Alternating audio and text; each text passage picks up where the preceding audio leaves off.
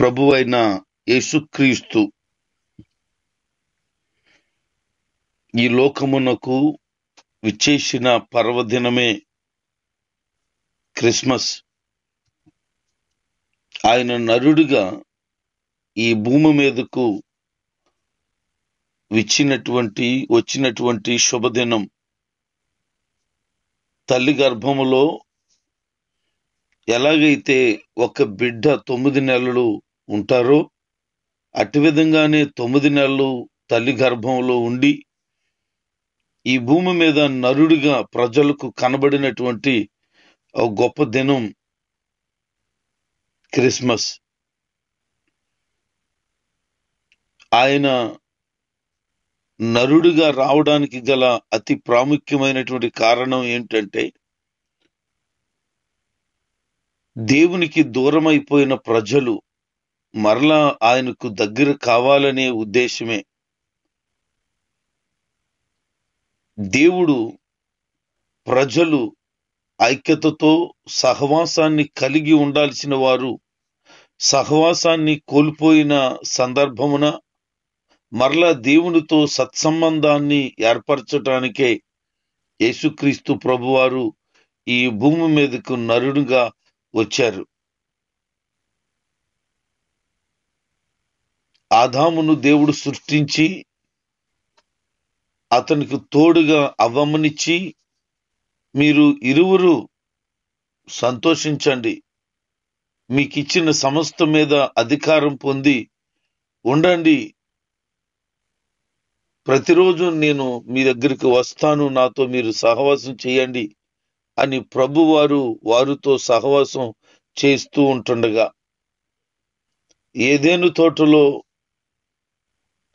మంచి చెడ్డ అనేటువంటి తెలివితేటలను ఇచ్చేటువంటి ఫలము కలిగిన చెట్టు యొక్క ఫలాన్ని పండుని తినొద్దని ఆయన వారికి ఆజ్ఞాపించినప్పుడు అవ్వమ్మ ఆయన ఆజ్ఞను మీరి ఆదాము కూడా ఆ చెట్టు ఫలం తెచ్చి ఇచ్చినప్పుడు ఆయన కూడా తిన్నాడు. అనంతరం వారు దేవుని ఆజ్ఞను అతిక్రమించారు. బైబిల్ చెప్తున్న మాట ఏంటంటే, ఆజ్ఞ అతిక్రమమే పాపము. వారు అలాగున వారి జీవితంలో దేవుని మాటకు వ్యతిరేకించి పాపాన్ని స్వాగతించారు. యేసు ప్రభుకి స్థానము లేకుండా, అనగా సృష్టికర్త అయిన దేవుడు వారితో సహవాసాన్ని కలిగి ఉండకుండా వారు పాపాన్ని సంతరించుకున్నారు. యేసు ప్రభు వారు ఈ భూమి మీదకు నరుడిగా విచ్చేసినా ఆయన పరలోకంలో ఉన్నటువంటి ఒక గొప్ప దేవుడై ఉన్నాడు. ఆయన ఆది కాలములో ఆదాము అవ్వలతో మాట్లాడిన వాడే, ఆదాము అవ్వలతో సహవాసం చేసిన వాడే, ఆదాము అవ్వలకు తన శ్రేష్టమైన ఉపదేశం నిత్యము బోధిస్తున్నవాడే. అయితే వారు ఆయన ఆజ్ఞను మీరిన తర్వాత పాపము వారిలోనికి ప్రవేశించింది. ఆ పాపము కారణంగా దేవుడు మొట్టమొదటిగా ఒక గొర్రెను బలి ఇచ్చి ఆ గొర్రె చర్మాలను వారికి వస్త్రములుగా ఇవ్వడం జరిగింది. అప్పుడు దేవుడు నిర్ణయించుకున్నాడు, ఈ ఆదాము అవ్వలకు సంక్రమించినటువంటి పాపం పరిహరించబడాలి అని. అందుకనే ఆ తొలి దినాలలోనే యేసుక్రీస్తు ప్రభువారు, అనగా సృష్టికర్త అయినటువంటి దేవుడు మాట్లాడుతూ ఆదికాండం 3వ అధ్యాయములో ఒక శ్రేష్టమైన మాటను తెలియచేశారు.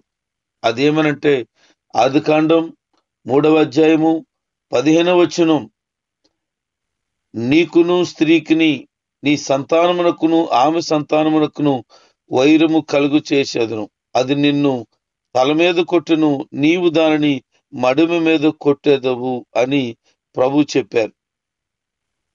అప్పుడు చెప్పబడినటువంటి మాట ఏంటి అనంటే, ఈ అపవాది ఎలాగైతే ప్రవేశించి వారి జీవితాన్ని నాశనం చేశాడో, ఒక స్త్రీ వలన కలగబోతున్నటువంటి బిడ్డ, ఆ స్త్రీ సంతానం నిన్ను తలను చితక త్రొక్కడానికి రాబోతున్నాడు అని ఆదికాండం 3వ అధ్యాయంలోనే యేసుక్రీస్తు రాగడను స్వయంగా దేవుడే తెలియచేశాడు. అంటే ఈ నిర్ణయము ఒక రోజుది కాదు. సృష్టి ఆదిలోనే ఆదాము అవ్వలకు దేవాతి దేవుడు తెలియచేసినటువంటి యేసు ప్రభు రాక అప్పుడు ప్రారంభించాడు. ఈ భూమి మీదకు యేసుక్రీస్తు నరుడుగా రావాలనే ఉద్దేశాన్ని. మనిషి జీవితంలో పాపము పరిపక్వమైపోయింది. పాపము పరిపూర్ణతను సంతరించుకుంది. ఇక మీదట ఆయన ఈ భూమి మీదకి రాకపోతే పాపం వల్ల అందరూ కూడా మరణానికి చేరువై నిత్య నరకాగ్నికి వెళ్ళిపోతున్నారు. అందుకని ఎవ్వరూ నశించుట తండ్రి చిత్తము కాదని లేఖనములు ఘోషిస్తున్నాయి. అలాగున ఎవరు నశించుట ఆయన చిత్తము లేని కారణమున ఈ మత్తయి సువార్త 1వ అధ్యాయంలో 21వ వచనంలో మనం చదివితే, తన ప్రజలను వారి పాపముల నుండి రక్షించడానికి యేసుక్రీస్తు వారు ఈ లోకానికి వచ్చెను అని. అంటే యేసుక్రీస్తు వారు రావడానికి గల అతి ప్రాముఖ్యమైన విషయం ఏంటి అని అంటే, తండ్రి అయిన దేవునితో కలిగి ఉన్నటువంటి ఆ సహవాసాన్ని కోల్పోయిన కారణం. సహవాసాన్ని ఎందుకు కోల్పోయారు అని అంటే, మనిషిలో ప్రవేశించిన పాపమే. ఇప్పుడు ఆ పాపము నుంచి పరిహరించడానికి కోడెల రక్తం, మేకల రక్తం, గొర్రెల రక్తం, ఎడ్ల రక్తం ఏమాత్రం పని చేయలేదు. ఆదిలో వారి కొరకు గొర్రెను బలిచ్చి ఎట్టి విధంగానైతే ఆయన వారి యొక్క పాపానికి పరిహారార్థమై వస్త్రాలుగా సిగ్గును కప్పడానికి గొర్రె చర్మమునిచ్చాడో, అవి కేవలం సిగ్గును మాత్రమే కప్పాయి. అవి కేవలము నామకార్థంగా వారి కొరకు వస్త్రాలు మాత్రమే తయారు చేయడానికి గొర్రె పిల్లను వధించడం జరిగింది. అందుకని ఆయన అనుకున్న విషయం ఏంటి అని అంటే, అవి సిగ్గును కప్పేవి తప్ప పాపమును పరిహరించలేకపోయాయి. అందుకే దేవాతి దేవుడే నరుడిగా భూమి మీదకి వచ్చి గొర్రె పిల్లగా బలి అయ్యి, ఇక మీదట చర్మమును కాక, ఇక మీదట సిగ్గును కప్పక, సిగ్గుకు కారణమైనటువంటి ఆ పాపాన్ని పరిపూర్ణంగా తీసివేయాలని నిర్ణయము దేవాతి దేవుడు పరమందు నిశ్చయించి ఉన్నాడు. ఆ నిశ్చయమే యేసుక్రీస్తు భూమి మీదకి రావడానికి కారణమైంది. మనుషుడు చేసినటువంటి పాపము నుంచి బయట పడడానికి మనుషుడు చేసిన ప్రయత్నాలు అన్ని కాదు, రకరకాలైన ప్రయత్నాలు చేశాడు. ఆ పాపము పరిహరించబడాలంటే దైవ చిత్తము భూమి మీద నెరవేర్చబడాలి. అందుకనే సర్వ పాప పరిహారో రక్త ప్రోక్షణం ఆవశ్యకం అన్నారు. అంటే అందరి యొక్క పాపములను పరిహరించబడటానికి రక్తం చిందించబడాలి అని.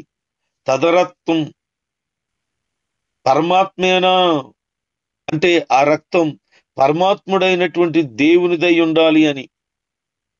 అది కూడా ఎలాగున అర్పించబడాలి?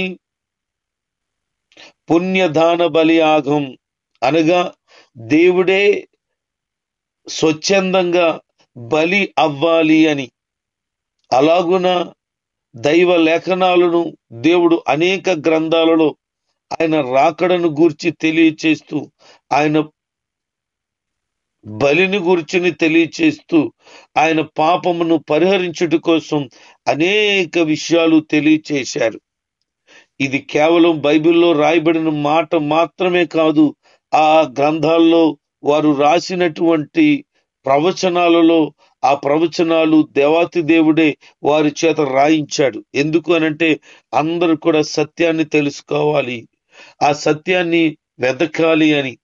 అందుకనే మరికొద్దిమంది ఈ శ్లోకాన్ని చదవడం మనం వింటాం. అసతోమ సద్గమయ, తమసోమ జ్యోతిర్గమయ, మృత్యోన్మ అమృతాంగమయ అని. అంటే మేము అసత్యంలో ఉన్నాం, సత్యంలోనికి మమ్మల్ని నడిపించు. చీకటిలో ఉన్నాం, వెలుగులోనికి నడిపించు. పాపములో ఉన్నాం, మమ్మల్ని పరిశుద్ధతలోనికి నడిపించు అని. ఇలాగున అనేక గ్రంథాల్లో ప్రభు తన రాక ఉనికిని, ఆయన చేసే దైవికమైన కార్యాన్ని ముందుగానే తెలియచేశారు. గ్రహించిన వారు కొద్ది మందై వారు ప్రభుని యేసుక్రీస్తును నమ్ముకోగలిగారు. ఇంకను గ్రహించకుండా మనోనేత్రములకు గుడ్డితనముతో ఉండిపోయిన వారు నేటికి ఇంకను తెలుసుకోకుండానే ఉన్నారు. ప్రభు అని యేసుక్రీస్తు వారు రావడం ఇది సాధారణమైన విషయం కాదు. పరిపూర్ణమైనటువంటి నిశ్చయతతో రావడం జరిగింది. ఆయన ఊరికినే ఒకసారి భూమి మీదకి వెళ్ళి నేను మనిషిగా పుట్టి చనిపోయి వచ్చేస్తాను అని అప్పటికప్పుడు అనుకొని చేసింది కాదు. ఇది అనాది ప్రణాళిక. ఈ వాక్యం వింటున్న దేవుని ప్రజలారా, యేసుక్రీస్తు ప్రభువారు ఈ భూమి మీదకి రావడానికి గల కారణం మనందరి పాపము పరిహరించబడడం అయితే, ఈ భూమి మీద పుట్టిన ప్రతి ఒక్కరు కూడా ఈ భూమి మీద నుంచి పరలోకం వెళ్ళడం అది దైవ ప్రణాళిక. అంటే దేవుడి భూమి మీదకి రావడానికి గల కారణం ఏంటి అనంటే, మన పాపం నుంచి పరిహరించటానికి, కోల్పోయిన దైవ సహవాసాన్ని మరలా కలిగి ఉండటానికి. అంత మాత్రమే కాదు, మరలా మన జీవితం ఆయనతో సహవాసం తాత్కాలికమైనదై ఉండక శాశ్వతమైన సహవాసమై ఉండాలని, అన్యోన్యమైన సహవాసం కలిగిన వారిగా మనం మారాలని, ఇక నిత్యము ఆ ప్రభుతోనే ఉండాలని ఒక ఉన్నతమైన ప్రణాళికే యేసుక్రీస్తు ఈ భూమి మీదకి రావడం. ఆయన ఎందుకు వచ్చారు? బైబిల్ ఇలా సెలవిస్తూ ఉంది. యోహాను శుభవార్త 7వ అధ్యాయము 6-7 వచనాలు మనం చదివితే, నేనే మార్గం, నేనే సత్యం, నేనే జీవం, నా ద్వారా తప్ప ఎవ్వరు కూడా పరలోక రాజ్యానికి, అనగా తండ్రి ఉండే దేవుడు ఉండే స్థలానికి ప్రవేశించలేరు అని. ఇప్పుడు ఆ తండ్రి అని దేవుని దగ్గరకు, అనగా పరలోకానికి అందరూ రావాలి అంటే మార్గం ఎవరికి తెలియక అందులుగానే ఈ లోకములో మార్గం కొరకు అన్వేషణ చేస్తూ ఉన్నారు. ఇప్పుడు ఆ మార్గమును కనపరచుట కొరకు ఆ మార్గమైన దేవుడే ఈ లోకానికి రావడం జరిగింది. ఇప్పుడు యేసుక్రీస్తు వారు భూమి మీదకి రావడం వలన మనుషులకున్న గాఢాంధకారపు చీకటి తొలగిపోయింది. అందుకని యేసుక్రీస్తు వారు ఈ లోకమునకు వెలుగుగా వచ్చాను అని. అంటే మన కళ్ళకు, ఆత్మీయ నేత్రాలకు అనిపించలేనటువంటి ఆ నిత్యపు మార్గం యేసుక్రీస్తు వెలుగై రావడం వలన ఆయన చెప్తున్నారు, నన్ను వెంబడించు వారు జీవపు వెలుగులోనికి నడిచిదురు అని. అంటే యేసుక్రీస్తు వారు ఏమై ఉన్నారు అనంటే వెలుగై ఉన్నారు. ఆయన మనకు మార్గమును చూపించు వారై ఉన్నారు. ఇప్పుడు యేసుక్రీస్తుని చూసిన వారందరూ కూడా ఆ వెలుగులో, ఆ నీతి మార్గంలో, పరిశుద్ధ మార్గంలో నిత్యత్వంలోనికి వెళ్ళుట కొరకు మనము ప్రయాణము చేస్తున్నాం. అయితే పరలోకానికి వెళ్ళేటువంటి మార్గం ఎవరైతే ఇంకా గ్రహించకుండా, క్రీస్తులో ఎవరైతే నడవకుండా ఉండిపోతున్నారో వారింకా అంధకార సంబంధమైన వారై, వారు మనోనేత్రాలు తెరవబడని వారై చీకటిలోనే కొట్టుమిట్లాడుతూ ఉన్నారు. ఆయన మార్గము అయి మన కొరకు వచ్చి ఆయన మార్గాన్ని సరళం చేశారు. అందుకని చెప్తున్నారు, నేనే మార్గం. ఇప్పుడు యేసు ప్రభును నువ్వు తెలుసుకోగలిగితే నువ్వేమైపోయావంటే చీకటిలో నడవక వెలుగులో నడుస్తున్నావు. ఈ వెలుగులో నడుచుచున్న నీవు ఎక్కడికి వెళ్తున్నావునంటే నేరుగా దేవుడితో ఉండే ఒక గొప్ప రాజ్యం, పరలోకం, ఆ రాజ్యంలోనికి. ఇప్పుడు దేవుడితో మనకు ఒకప్పుడు పోయిన సంబంధం, ఆదాము అవ్వలతో కట్ అయిపోయినటువంటి ఆ సంబంధం యేసుక్రీస్తు వారు కడపటి ఆదాముగా మన కొరకు వచ్చి ఆ సంబంధాన్ని మరలా కలిపారు. అప్పుడు దేవుడు నేరుగా మనతో మాట్లాడితే, మనం దేవునితో మాట్లాడితే ఉండే ఆ ఆత్మ సంబంధమైన ఆదాము అవ్వలతో ఉండే ఆ సహవాసం ఇప్పుడు మరలా దేవుడితో మనం మాట్లాడడానికి, ప్రభు మనతో మాట్లాడడానికి మళ్ళా సంబంధాన్ని యేసుక్రీస్తు రాక కలిపింది. ఏమి అద్భుతమైన విషయం అంటే, మరలా మనం ఏమైపోయామంటే దేవునితో సహవాసాన్ని కలిగిన వారిగా మార్చబడ్డాం.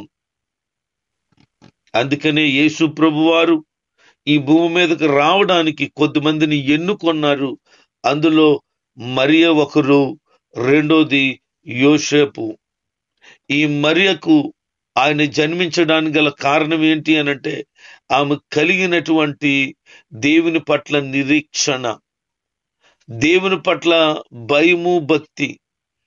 ఆమె దేవుని కొరకు అంతరంగములో శుద్ధి కలిగి ఎదురు చూసి తన కన్యత్వాన్ని పరిశుద్ధంగా జీవించుచు కాపాడుకుంటూ ప్రభు రాకడు కొరకై ఆయనకు జన్మనివ్వడానికి ఎదురు చూసింది.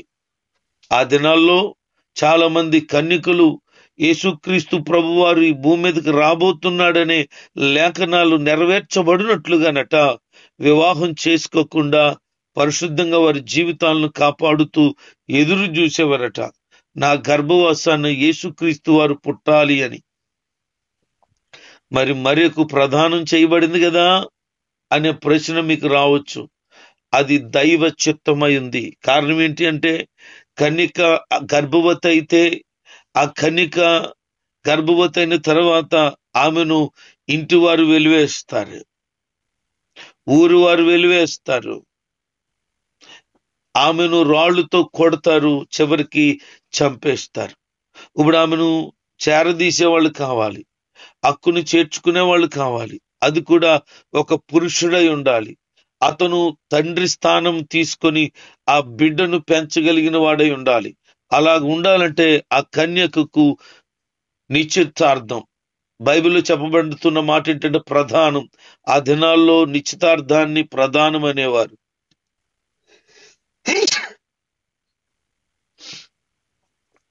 అలాగున్న నిశ్చితార్థం చేయబడిన తర్వాత వారు ఏకం కాలేదట.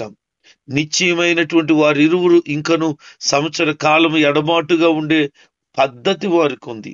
ఆ ఎడబాటు కాలంలో ఆమెతో దేవుడు మాట్లాడడం, ఆమె గర్భవతి అవ్వడం, ఆమె ప్రసవ దినాలు నిండడం, యోసేపుతో దేవుడు మాట్లాడి వారిరువురిని మీరు కలిసి ఉండి దైవ చిత్తాన్ని నెరవేర్చుట కొరకు మీరు ముందుకు సాగండి అని చెప్పడం జరిగింది. అలాగున వారు ఇరువురు దేవునికి చూపిన విధేయతను బట్టి ఆ కన్యక అయినటువంటి మరియ గర్భాన ప్రభు ఉద్భవించడం నిశ్చయించుకున్నాడు. ఈ రోజున ఆమె చేసిన ఆ గొప్ప త్యాగం ప్రపంచానికి ఆమె ఒక ధన్యురాలుగా చూపించడం అయింది. నీ జీవితంలో యేసుక్రీస్తు వారు మరియ గర్భాన్న ఉద్భవించినట్లుగా కాక నీ హృదయ గర్భాన్న ఆయన ఉద్భవించాలనుకుంటున్నాడు. అయితే నీవేం చేయాలి?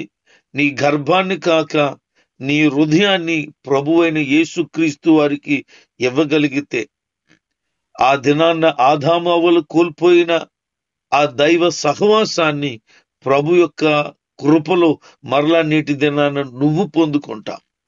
ఆమె గర్భవాసాన 9 నెలలు మోస్తే నువ్వు జీవితకాలం అంతా కూడా ఆయన్ను మోయగలిగితే నీవు అనేక మందికి వెలుగును ప్రసరించిన వ్యక్తిగా ఉంటావు. అంత మాత్రమే కాదు, అనేక మందికి మాదిరికరమైన జీవితాన్ని కలిగి ఉంటావు. నీ వలన అనేక మంది పరలోకానికి అనగా నిత్యత్వంలోనికి రావడానికి నువ్వు ఒక సాధనంగా ఉంటావు. యేసుక్రీస్తు ప్రభువారు ఈ భూమి మీదకి రావడానికి మరియ కారణమైతే మనము పరలోకానికి వెళ్ళటానికి అనేక మందికి కారణం అవ్వాలని దేవుడు ఉద్దేశమై ఉన్నది. కనుక యేసుక్రీస్తు ప్రభువారు ఈ భూమి మీదకు రావడానికి గల అతి ప్రాముఖ్యమైన కారణం ఏంటి అంటే, తండ్రి అయిన దేవునితో మానవుడు కోల్పోయిన సహవాసాన్ని తిరిగి ఇవ్వటమే. ఆ కోల్పోవడానికి గల కారణం ఏంటంటే పాపం. ఆ పాపమును తీసివేసి మరలా తండ్రితో సహవాసాన్ని మరలా మనకు అనుగ్రహించారు. ఆ గొప్ప పర్వదినమే తండ్రితో మరలా మనం సహవాసం కలిగి ఉండటానికి యేసు ప్రభు వచ్చిన పర్వదినమే క్రిస్మస్.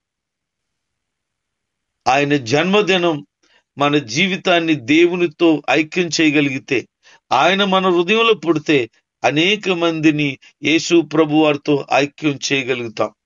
ఈ ఉదయమందు యేసు ప్రభు వారు నీ హృదయంలో మరలా నూతనంగా పుట్టగలిగితే నువ్వేమవుతావు అంటే ఒక పరిశుద్ధుణ్ణి మోస్తున్నటువంటి వ్యక్తి అవుతావు. ఆయనను అనేక మందికి కనపరిచే వ్యక్తి అవుతావు. అప్పుడు ప్రతిరోజు నీ జీవితంలో క్రిస్మస్. ఈరోజు ఒక్కరోజే క్రిస్మస్ కాదు, ప్రతిరోజు యేసు ప్రభు నీలో పుట్టగలిగితే, ప్రతిరోజు నీలోంచి యేసు ప్రభు వారిని ఇతరులు చూడగలిగితే అదే నీ జీవితంలో నిత్య క్రిస్మస్. అలాంటి క్రిస్మస్ ఆనందం ప్రతి ఒక్కరి జీవితంలో ఉండాలనే యేసుక్రీస్తు ప్రభు వారి లోకానికి వచ్చారు. ఆయన వచ్చిన తర్వాత చాలా మందికి ప్రత్యక్షమయ్యాడు. వారికి కలిగిన భయం తీసివేశాడు, వారికి కలిగిన చింత తీసివేశాడు, వారికి కలిగినటువంటి రోగం తీసివేశాడు, వారికి కలిగినటువంటి సమస్త కల్మషమును తీసివేశాడు. ఆయన నీ జీవితంలోనికి అడుగు పెట్టగలిగితే అంత నెమ్మది సమాధానమును నువ్వు కలిగి ఉంటావు. ఆయనను కలిగి ఉండండి. పరిపూర్ణంగా నీ హృదయ గర్భములో ఆయనను ధరించి ప్రతిరోజు క్రీస్తుని ఇతరులకు కనపరచనియండి. ఆయన యొక్క ఆనందాన్ని ప్రతిరోజు పొందుకొనండి. దేవుడు మిమ్మలను మీ కుటుంబములను సమాధానం చేత నింపి మరలా కోల్పోయినటువంటి దైవ సహవాసాన్ని నీకు అనుగ్రహించునుగాక. ఆమేన్.